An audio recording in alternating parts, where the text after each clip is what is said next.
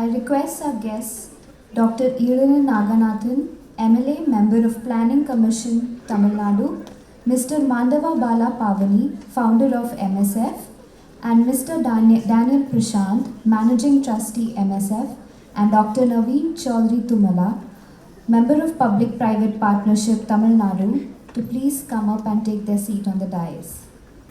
It's such an honor and privilege to be a part of this historic event and to introduce the keynote speaker, Dr. EZHILAN Naganathan. Dr. EZHILAN Naganathan, MD, is a member of Legislative Assembly and member of State Planning Commission, Tamil Nadu. Dr. EZHILAN Naganathan, MD, is an esteemed member of the Tamil Nadu State Legislative Assembly, representing the Thousand Lights constituency. With his extensive experience and expertise, he has made a significant impact in various areas of public service. He is also a practicing physician. He is a member of the State Planning Commission for Tamil Nadu and provides immense contributions to planning and development projects and policies for the state, with a focus on subjects such as urban planning and housing, administrative reforms, innovation, health, climate change, water and sanitation. Tasked with formulating strategies for sustainable development and enhancing the overall well-being of the state's population. He brings expertise and dedication to create positive change in various sectors for the benefit of Tamil Nadu's citizens. Dr. EZHILAN is also a member of several prestigious committees, including the City Level Advisory Forum for Chennai Smart City Limited, State Level Advisory Committee for Differently Abled Welfare, the State Level District Development Coordination and Monitoring Committee, and the Senate of the Tamil Nadu Dr. MGR Medical University. His contributions to these committees have been invaluable in shaping policies and programs that benefit the people of Tamil Nadu. As a committed public servant, Dr. EZHILAN has launched several noteworthy initiatives in the Thousand Lights constituency. These initiatives include the Suttamana Ayiram Vilakku, a cleanliness movement which aims to educate and manage the environment for a cleaner, healthier community. The Thousand Lights Kannoli scheme provides free monthly eye and basic health checkup camps across the constituency, ensuring the residents have access to essential healthcare services. Dr. EZHILAN's Thousand Lights Ladder Scheme is a skill development program that offers free CA training for government school students, RT awareness and application camps for poor students, seminars in colleges located in Thousand Lights constituency regarding higher education opportunities in foreign universities, and bridging programs for highly equipped government labs and colleges. This program has helped equip young people with the knowledge and skills they need to excel in their careers. Another notable initiative is the Coordinated Action Committee for Thousand Lights, a committee comprising officers from all levels of the government. The committee works tirelessly to address the issues faced by the people of Thousand Lights daily and meets periodically to review and plan further works. Additionally, Dr. EZHILAN's Thousand Lights Entrepreneur Circle and Vagai acts as a bridge between entrepreneurs, people with business ideas, and government and private investment agencies, fostering economic development and growth in the community. Finally, Dr. EZHILAN's Nam Theruvil Nam MLA movement is a testament to his dedication to public service. Through this movement, he meets with people in their homes with government officials, listens to their complaints, and works to provide effective solutions. His commitment to the welfare of his constituents has earned him widespread admiration and respect. Overall, Dr. EZHILAN's contributions to the Thousand Lights constituency and the people of Tamil Nadu are exemplary. His tireless efforts to improve the lives of those he serves have made him a beloved and respected figure in the community. Thank you. I would now request Dr. EZHILAN Naganathan to please come up and give the keynote address. Right, a lot of introductions on me, right? But I probably say I'm an urban excel. So I would thank my Chief Minister of Tamil Nadu to give an opportunity to an urban Excel to participate in the electoral process. I'll thank my Thousand Lights constituency people, right? They voted me in favor of, against Kushbu. They gave him an imagined difference of 34,000 votes ahead of Kushbu to a doctor who's practicing with them. I'm just trying to cite as an example, that's a maturity of democracy, right? You may be a very famous person, but electorally, Tamil Nadu votes, nee a local ala, are you a local person? Are you going to treat me? Doctor, you treated us, right? Come on, treat us in a civic way. So I'm a headache to the system, right? I'm an accident, right? See, many of the panelists who spoke here, they were asking for your participation. They're asking for your contributions. Come on, guys, new gen city, new generation. One question you have to ask them back, is politics is conducive for us? Are we allowed to participate in local body elections?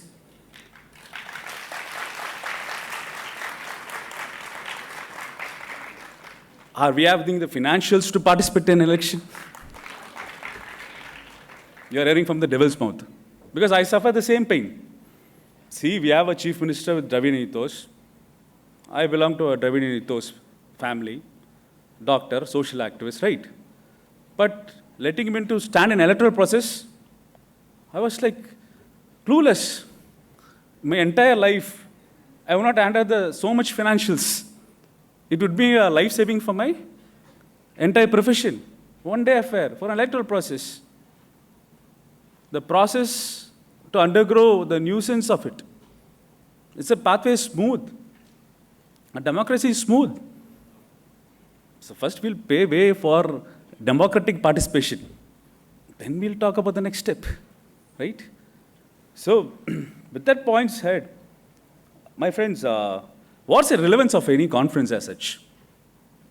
See, we all sit together, we bring in experts, Christ Institution with integration of Mandava Foundation. What is an outcome? We all listen, yes, something has to be done, put in our heads and go back and carry with the routine work. That pattern of necessity of conference changed. My father was an economics professor in Madras University. I was a medical college student. I had my MBBS and MD in Madras Medical College. So I participated in one conference as a PG student, as a spectator as you, listening to the process of various presentations. There was one doctor, cardiologist, Dr. Victor Solomon. He came up with a community cardiology program. I'm saying in the times of, say, 98, 99 period, where a rheumatic heart disease problem around 30% in Tamil Nadu. What is rheumatic heart disease? See, kids suffer from upper respiratory tract infection. They'll have some migratory joint pains. And if they are not intervened at a particular point of time by a course of penicillin tablets, the same infection affects your heart valves. So the heart valves becomes shrunken. And at the age of the middle age, or the productive age, they have valvular heart disease. 1 or 2, 3 valves will be affected in the heart, and they succumb to it. So Dr. Victor Solomon came out with the solution at that conference. Not a such huge number, not an air-conditioned hall in Madras University. It's a small hall or limited of 50 to 100 people. So Victor Solomon presented to the economics department, to the students and the faculty there.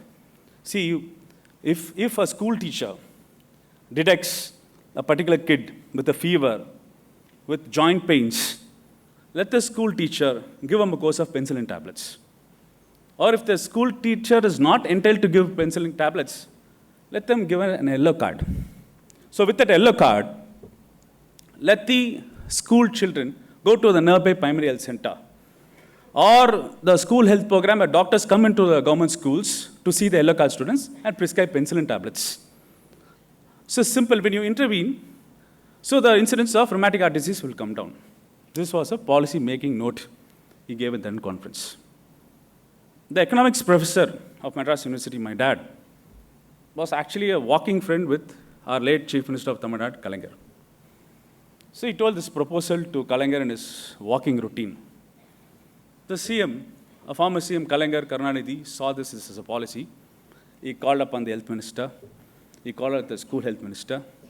He formulated the secretaries there. They all sat together. He called up Dr. Victor Solomon. He called up the economics professor of Madras University. They sat together. 45 minutes discussion. How to implement it. Karnadi himself is an artist. He formulated, we give a yellow card to make it significant. So we'll formulate a yellow card, name, all caption, so that with this yellow card will be a license for the kid to receive penicillin tablets. It's a 45 minutes intervention which happened. So this Thittam known as Varvali Thittam means life-giving program for the kid. So it was implemented in Tamil Nadu in all primary health centers, in all school health programs. Patients dying out of rheumatic heart diseases, patients waiting list in the government hospital for valve replacement surgeries. In 2021, it has reduced to 0.9%. For us, a rheumatic heart disease is an exam case for a medical college student. Now medical college students are rushing, we don't have any rheumatic heart disease case in Tamil Nadu. Because of why? Because there was an interest surface between these type of conference with the policymakers. Right? So then only all the ideas which have been generated here, discussed here, will convert into action. Suppose if there's no communication between the academia or within the students, with the policymakers, then all our efforts are going for a ritual. It's a ritual. We also conducted one conference. You also participated, and we buzz off, right? So, suppose, since they're called an open a politician to do so, I'm the only political class representing the political thing of entire India. As an MLA, I'm standing here. I have learned a lot of cues from here as a student. I have learned how a new gen city should be developed. So, listening to the lectures here, I'm in the policy-making body. I'm able to shape up what all cues this conference can give me in order to uplift a generation of cities in my state. A lot of valid points from different spectra was received. I'm a gainer today. I gained a lot in your campus, with a wonderful campus. What you are to gain? Suppose if you're going to be a civil society aspirant, going to be an IAS officer, an IPS officer, or just like me, passing the crisis of standing in an election, if you're able to become a politician, or a MLA, or even a councillor, or even a mayor, this memory of this particular conference will be instilled in you. Somewhere down the line, you are able to reach one point which makes intangible benefit to the masses, just like that. See, a simple university conference, a simple walking conversation, a simple CM table conversation for 45 minutes, it's changed the lives of lakhs and lakhs of people in Tamil Nadu. Right? That's the power of this parliamentary democracy. I can make an impact just like that, not an individual help, one or two. If the right persons are there at the right point of time, at the right decision-making body, the benefits are surmountable. But the problem is getting the right person at the right point of time, at the right position. That's a problem we have. That's a system problem we have. It's everywhere. So with that course correction, today I'm going to discuss certain avenues, what all discussed in the panel discussion. Did my Chennai city adapt to that model? So with this intro, all is necessary in this country is political will, an informed policymaker who has understood the ground realities of implementing the program, getting cues and feedback from academia and conferences like this, getting information, vital information from student or younger generation like this, making them everything on board, coupling with the policy-making body, coupling with the finance, allowing the executive to work in that same fashion, with the same chemistry, bringing the entire bout of the hierarchical bureaucracy system to adapt to it and implement it. Oops. Did this happen in Tamil Nadu? Or Chennai? It's the next 20 minutes of the discussion is going to happen there. So, what is urbanization? Right? Simple. Whatever things you add on, adjectives you add on, like road, town planning, blah, blah, blah. See, urbanization, where did it start? How did it start? all we know, we are riverbed civilization, we evolved. When man, I would say, when man indicates both genders, I would say when a Homo sapien, as a biologically, when a Homo sapien thought, I need to have toilets, that's what urbanization started. Simple. When a Homo sapien decided to construct toilets, that is where the starting point of urbanization. So I've seen these two pictures. No, this is familiar pictures in history textbooks in 8th standard. One is Harappa Mohenjo-daro civilization, which was a proto-Dravidian civilization, which dates back around 3,000 years, 4,000 years back. It's a structure of urbanization. So in Harappa Mohenjo-daro, they had toilets, they had a Pakka drainage system. They had two structures, which is known as citadels, where the rulers will be there on the west side, and they had low-lying lands where people will be there on the east side. So in Tamil we say Merku means Mela, which is up. Then east means Kirakku, means Kire. So this structure is a part of an earliest urban planning, where even in primitive years, we were civilized to have a drainage system, we had a citadel of administration, we had a low-lying plains of people administering up, right? Coming to the other part of the slide, that's our Kiridi excavation which is going on in Tamil Nadu. We had a carbon dating which dates back our excavations to 6th century BC. 6th century BC, where we declared this site as to be the renowned archaeological site, excavations going on. Every structure unearthed from this concept, right, it's a mark of urbanization.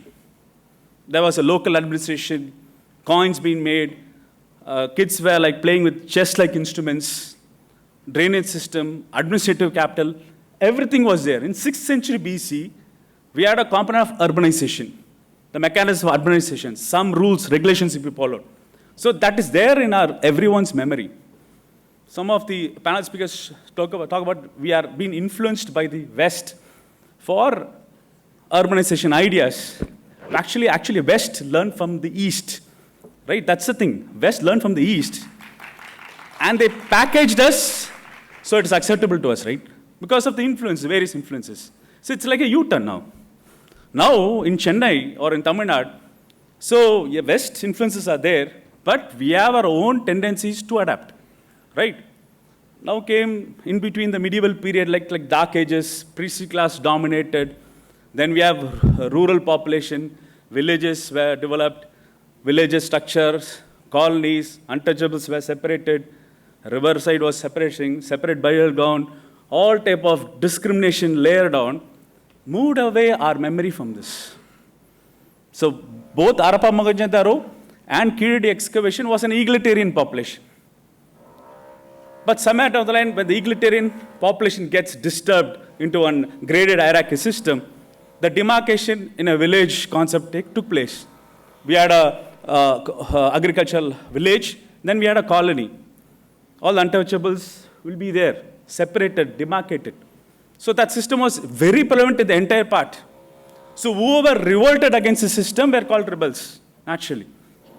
Whoever revolted against the system, who vouched for equality, they were part. But how far it has been integrated to urbanization, because predominantly social reformers were vouching for urbanizations because come out of the shackles from the villages, come out of the clutches from the discrimination, so they pushed socially or recollected or evoked the memory of the people of urbanization and pushed them. So these are the ancient towns. This is our social reformer. A time would come when there will be no villages. There we have a father of a nation, Mahatma Gandhi, was talking about village republics, who told our village republics to be the center of administration, all this stuff. But here we have a social reformer who says villages should disappear. Villages are structures of primitivity. Villages have nothing to do with modernity. All type of chap and there's caste killings, everything is happening in villages. Now we are going to talk about a new gen city from that type of local population. So all our social reformers were acting like this. This was a quote from Dr. Ambedkar. What is a village but a sink of localism, den of eagerness, narrowness, mindedness, and communalism? So what has done because of the social reformers, right? They pushed one segment of villages towards a town. towards urbanized areas. So any history, if you're able to analyze how the cities developed, the background is this. Whether it's going to be Chennai or any of the cities you see, it's the oppression which is there in the villages. They want to move out, they migrate to the cities. So our oppressors, our victims of caste system are the forefathers in the city and everywhere in India. They are the forefathers. They are the ancestors. They are the city builders. When the East India Company came, British started ruling this country. All the priestly class in the villages thought, we should go near to the power. What's the point being in villages? Then they sold land at a cheaper rates to the villages there, to the intermediate caste. They migrated the city to be with the power. So one segment is due to discrimination that they drive out to the cities in India. Then the other segment, we have to be close to the citadels of power. So they came to the cities. So we have two extreme forms. One, a priestly upper class migrating towards the cities from the villages to co-opt with the power. One due to discrimination. With these two structures, each and every city developed by default setting. That's why in a shape like India, right, when you can't compare with any other nations, because any other nations in Europe, in America, each one will have their structurally cultural history to understand the cities. But while city development or NEWGEN cities, we have to understand this dynamics, how the city was formed, how the cities were developed. An Indian story, 100 story, which can't be described or seen in your textbooks, how the cities were formed. Each and every city is an outcome of these two migrations. Okay. So the urbanization component, because I belong to a party which is evolved from Dravidian ethos. We had a social movement first, then it became to electoral politics. We had primary structures of social justice, linguistic rights, state federalism, and Tamil modernity based on rationalism, right? I'm an atheist basically. So you find many number of atheists in our political system, in my party. So we had 4 types of scientific temper, Tamil modernity, social justice, federalism as a foundation. That was the politics happening in Tamil Nadu. And that politics of the particular DMK system became the politics of Tamil Nadu. So if you hear voices of reservation, Tamil Nadu. If you hear the voices of linguistic identity, anti-Hindi agitation, Tamil Nadu. If you hear voices of federalism, stating for state rights, state autonomy, Tamil Nadu. With this value stream, various policymakers came into play, converted these virtues into the political system and administrative system of Tamil Nadu. That's a success story. You know what is the first electoral victory of DMK? We were talking about local governance presence here. DMK is the first political party. First, it had its debut in Chennai mayor elections. We won our Chennai mayor. That's the first electoral victory. Such amount of urbanization component, progressive component was a starting point. So all the policy making when we came back to power were diverted for an urbanization project with inclusive development. All our strategies of modernity were to involve the entire segment of the people. See, when there is a discrimination in the population, right, it is a great hierarchy system. Any intervention you do, like in health, or city development, or urbanization, or education, if that egalitarian system is not available, all the benefits of the government projects will be reached up to the people at the top. It won't percolate down. So when you have a civil society reformation, in order to equalize such strategies, right, then if any intervention from the government in the form of NEWGEN cities, or education, or health, or development, it will be uniformly distributed. So Indian policymakers failed to understand this. Very few understood this. So that's why we are struggling with our rural population.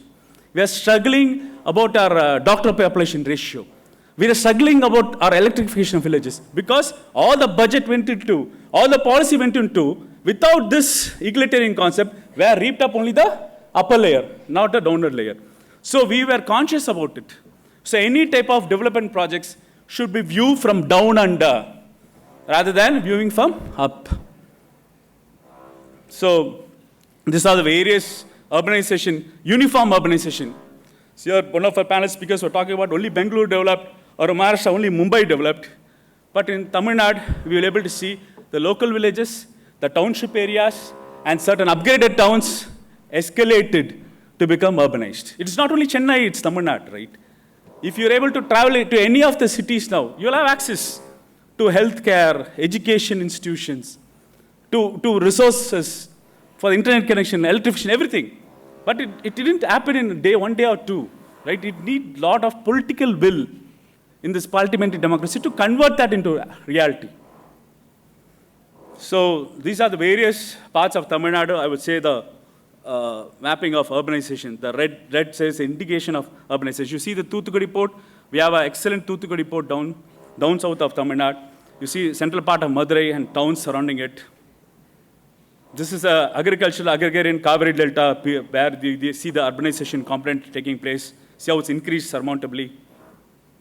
This is the western belt, which is near to your Bangalore, Coimbatore, Tirupur, and Erode. We have Coimbatore, which is equivalent to Chennai, even in medical healthcare also, or industries also. This urbanization component, which I belong to from Chennai, which has surmountably increased over a period of time. We have limitations. One side is a coastal area. We can't expand on that area, right? Or we can't go at the top. Andhra Pradesh is there. So urbanization is happening towards down south and internal aspects of Tamil Nadu. Okay, so when did it start? See, as I told you with the Dravidi Nithos, Kalaignar, or Karunanidhi, who was a chief minister in 71, first he started something on link roads. Someone talked about road connectivity, which is the essential component for a NEWGEN city. In 71, link roads for all the villages having a population of 1,500 was started. So people have to move out, people have to do business out, they have to connect, right? So link roads were essential. So in 2023, we have about 2.7 lakh kilometers of road network, as you see. The road density, you see the numbers are way higher than the national average. So these are the various data of state highways. So even though when we participated in union governments, like NDA 1, UPA 1, UPA 2, DMK was a member, the regional attraction, each and every union minister have seen that Tamil Nadu is getting benefited out of any major projects. So that strive was always there. You mean it was a selfish attitude, you may see. But if union minister participate in a cabinet, what has happened, right? So they have diverted the funds to Tamil Nadu for infrastructure development. So coming to Greater Chennai, public transport, the voices I heard from here, there was a considerable reduction in bus routes, right?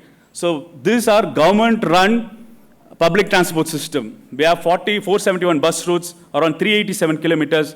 See, the interior roads are very much well connected. Chennai is a land of bridges, right? So what Kalaignar thought that what we do, we give homage to our ancestors, to our founding fathers by doing projects. Kalaignar dedicated this flyover in 1973 to the founding member of our party, Aringar Anna, who vouched for Tamil modernity and autonomy. He dedicated the form of a bridge. So this bridge was constructed in the year 1973. This is the longest bridge at that point of time with 1,599 square feet. Till now, it is in my constituency in Thousand Lights, Anna flyover. It carries 9 crore vehicles per year. So that night has started, no. Then the bridges, whenever DMK comes to power, they construct bridges. This was a coalition of the union government project, the Katibara Junction project you see, the Clover Bridge, which we acclaim. These are the bridges data. So around 1,39,287 different type of bridges are there within the urbanization component of down south of entire state. This one is in Tirunelveli, constructed in 1973. So someone talk about, they told you about the importance of local governance, right? So I told our party started with participating in mayoral elections. So our present chief minister, M.K. Stalin, was a mayor of Tamil Nadu from 96 to 2001. So he took the cues from his father that our roads needs bridges. So during that point of time, he constructed around 9 bridges within a span of 5 years, imagine a local body, a mayor, local governance was able to construct 9 bridges. Now we are conducting 4 more now in our Chennai city now, which is completely handled by, not by the state government, which is completely handled over the Greater Chennai Corporation. So the bridges in Chennai, see, the city administration maintains around 283 bridges. That's amount of weightage we give to our local governance, right? That amount, the importance we give to the local bodies, formation. The bus route, right? So we were the first state to start nationalization of the bus services. Private sector were charging huge tickets. The routes were limited. So Tamil Nadu government took up the privatization into a nationalization project to serve the community and to increase the network. And this is a public transport corporation. We are around 20,670 buses, covering around 60.25 lakh people. So now there's a bus scheme, no. Now our present government, what it did, they introduced a gender justice equation. We made all bus rides free for women population in Tamil Nadu, for the working class women, for the studying women. Everyone thought it's a freebie, because we have been questioned for our freebies, right? Tamil Nadu always. Everyone thought it was a freebie, but since from Planning Commission, we did a study about the outcome of this freebie. Suppose a working mother, I'm not talking about the service color jobs, I'm talking about a working mother going to an household work, or going to a market to sell vegetables, or going to a fish mart to sell fishes. So the working mother was able to save around rupees 880 rupees per month because of the intervention. And where they're investing? They're investing in their childhood education. Monthly around 800 to 1,000 rupees have been invested in a child education. So how come a bus policy, which was nationalized, we have the huge number of infrastructure, huge number of buses, the rides were already happening, and it converted into a social intervention. And that intervention is impacting the education in a positive way down. So in Tamil Nadu, how the various infrastructure or ideation on NEWGEN cities, any policy making should reach the lower segment of the population. Then only it's a NEWGEN, right? So these are the various land housing policy we started. See, I told you, I gave an historical foundation prior about migration of oppressed people to the cities. Where did they settle down? They settled down in slums, right? In slums along the Kuam river bed, Adya river bed. There were huts. There were huge number of fire accidents in those huts. So lot of huts were developed, were formed, proliferated. So what happened? Again, Kalaigar in the year 1973, our CM started something called Slum Clearance Board, way ahead in 1973. So the plan is to convert all the houses into concrete houses, into a flat type of system. So all the huts were replaced into a flat type of system. You know at what rates he gave? 45 rupees at that point in time, 45 rupees in center of Chennai with a huge blooming real estate, 45 rupees per unit, and for 40 years they have to pay rupees 20. 2016 square feet with the attached facility of bathroom, bedroom, hall, and various amenities. So if you see, when I went for election, because Thousand Lights has the maximum number of slum boards in a constituency elsewhere in India. I have around say 34 slum board tenements, around 55,000 people are living in habited board. The voters, they are the voters who voted for me rather than to Khushbu, right? So they actually come to vote. They actually come to vote, right? They are my people. So now, they are, well, if you see the photographs of their grandfathers, they'll be in huts. This particular boy will be a small boy who will be a peon or the other segment or a bus driver or a bus conductor. If he'll share me the photographs, sir, we are in this Kudusai house, sir, for long. Whenever my father came from this district, from that district, we were in houses like this.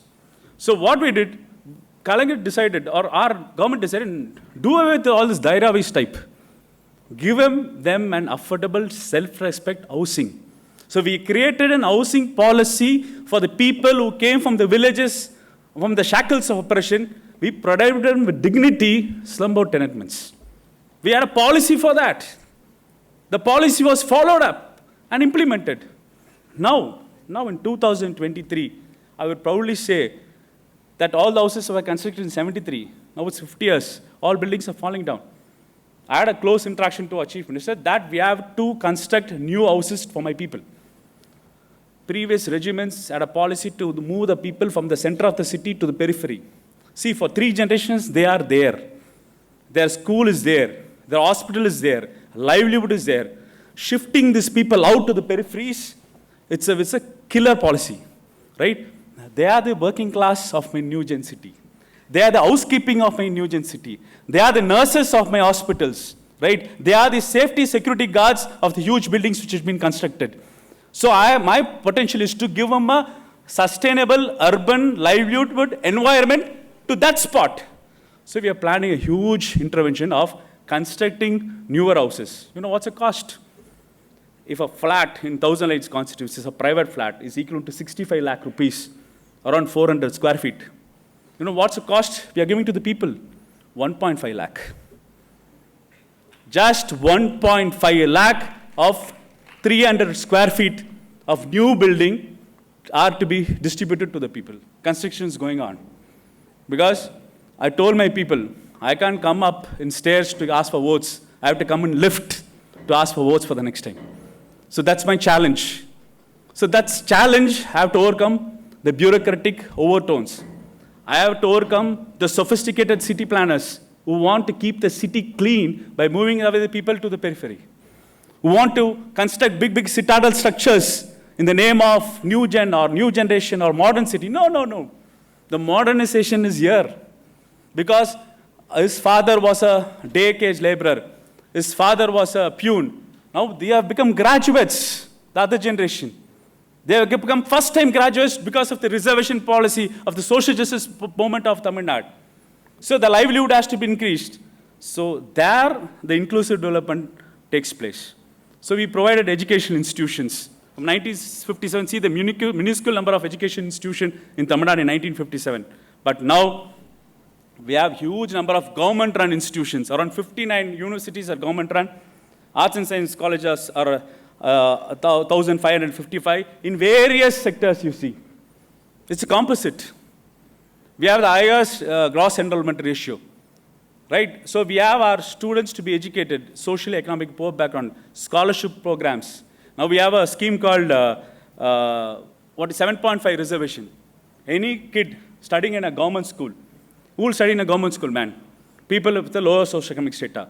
They have given 7.5% inner reservation in postgraduate and colleges institute. We have a special scheme called Pudumai Pen. Come on, welcome girl, come to study. So any girl studying 6th to 12th standard in government school are paid ₹1,000 per month for the entire college career. It's a freebie. Do you think it's a freebie? It's an utmost welfare program to make our state a gender neutral state. We have started the early morning breakfast scheme also. Now we have issues of talent orientation. So we started something called skilling development program. We have collaborated with Tata to start our government polytechnic institutes to have access to technology like laser printing, 3D technology and anything. Coming to the industrial, someone tells industries, potential, no? See, globalization was there, man. I understand. See, globalization component started in Tamil Nadu 1971. We had industrial corridors, we had textile corridors, we had manufacturing corridors, each placed. Now what is happening now? After globalization, with the education, with the technical personal education, what we have done, we have adapted globalization. We are not resisting globalization, as Kerala did. Sorry, my friends. We co-opted globalization. We see that the benefits of globalization percolated to the backward classes, scheduled class, scheduled tribe, women under. So this was the IT corridor developed because of the IT policy. So we are talking about self-sustainability, right? So it's from the base. So urbanization has layers in education component, road network, entrepreneurship development. It has already been done in various policy making note and converted into reality. So this is a new venture we started, Startup TN, for the incubation cell we have in your particular institute. This is a startup, the incubation cell of Tamil Nadu. So registrations are peaking up post-COVID situation. All entrepreneurs have been nurtured and been carried to the next step. See, these are the various pet projects which I developed in my constituency, but I don't want to bore you down with those in intricate details because I'm going to develop a complete pedestrian plaza, adaptation for the population. We're going to enlarge the sewer lines. So we are upgrading on the existing templates. So a lot of civil society groups were here, right? They were saying that we don't have particular interface to the government, right? It is easy for a politician like me to work with civil society groups, right? I always intersurface the bureaucrat and the civil society groups and come in a common platform. I have morning rounds with officials to the spot. If association comes in, a civil society comes in, the intersurface or interaction is very much there. It's good that that type of orientation and things with startup.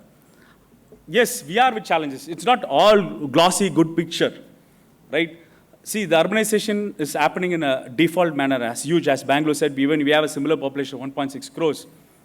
We are not thinking in lines of environment now. Climatic change impact, greenhouse gas emissions, water burst showers flooding us, a dry period of heavy heat waves.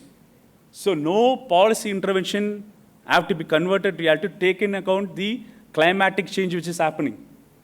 At one point of time, we are talking about NEWGEN cities. The NEWGEN cities should incorporate all, but the most important component, the NEWGEN cities should consider the climatic change happening in our globe. We are exposed to burst showers, just like that fills up. Now we have spent huge amount of financials in stormwater drains. But what is happening to the source? We are proliferating industries, leaving out carbon emissions. What about the mitigation? That's a huge challenge that we are trying to encourage, that try to take into a huge amount of consideration in Tamil Nadu policy making bodies. Yeah, now huge challenge. Well, we had Srinivasan talk about finances. With this note, I like to complete. See, we have to understand that we are a federal country, man. We are a federal setup. It's a union of states. Each state has its own culture, has its own methodology to improve, right? You can have not a single rule to be sitting in Delhi and imposing on us. That shouldn't happen. I'm saying you are not against India, man. The 19 bureaucratic departments sitting in Delhi are against India, right? How come an IAS officer sitting in an AC room in New Delhi can work a policy in a Dharmaburi district in Tamil Nadu or a Kanyakumari district in Tamil Nadu? So decentralization is the thing for even development of cities. The cues, the inputs are from the local people, are from the local players in this, right? But here we have a country which grabs powers from the state. Power mongering. Okay, you do power mongering. Okay, man.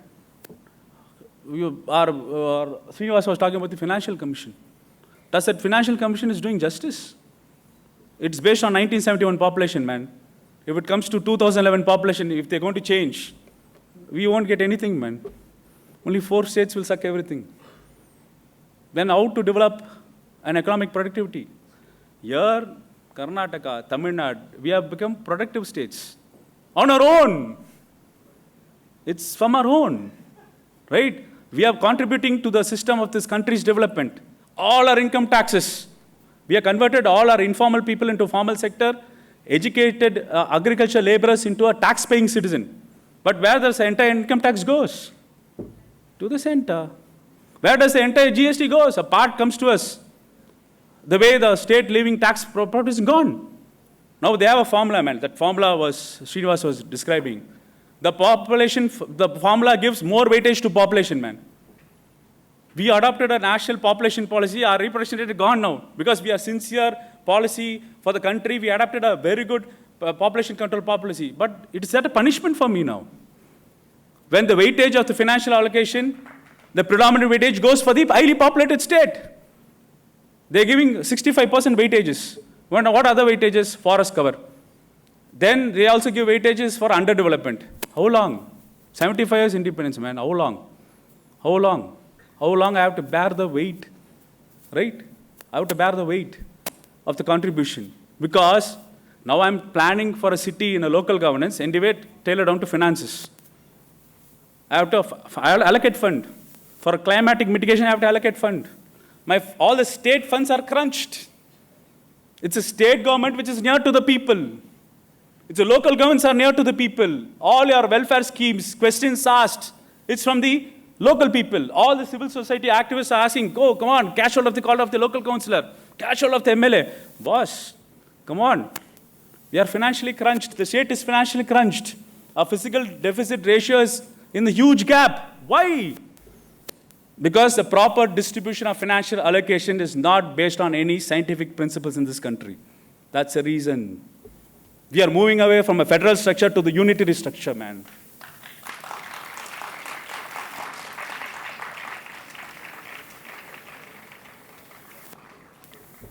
So we should ask, yes, boss, we are contributing to you. You handle external affairs, you handle defense, you handle all the currency, financial issues. Why the hell you want to poke your nose in agriculture? Why you want to poke your nose in local administration? Why you want to poke your nose in education? Why you want to poke your nose in health? It's a local subject, sir. We have our own state to evolve. We have our own way of city development, city planning. We have our own fights, we have our own difference, we'll sort it out. But who are you to monitor and intervene? Restore our constitution back. Restore our constitution what it was. Move away from the various amendments you did. All amendments towards centralization of power, man. Everything, every nook and corner. The autonomy of these institutions have been curbed.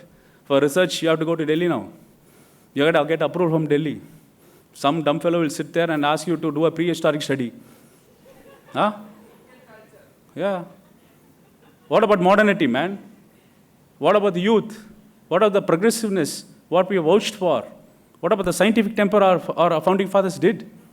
Right? So it's high time that you got to get oriented on that particular aspects of financial independence, financial sovereignty, financial sustenance from the clutches of the union.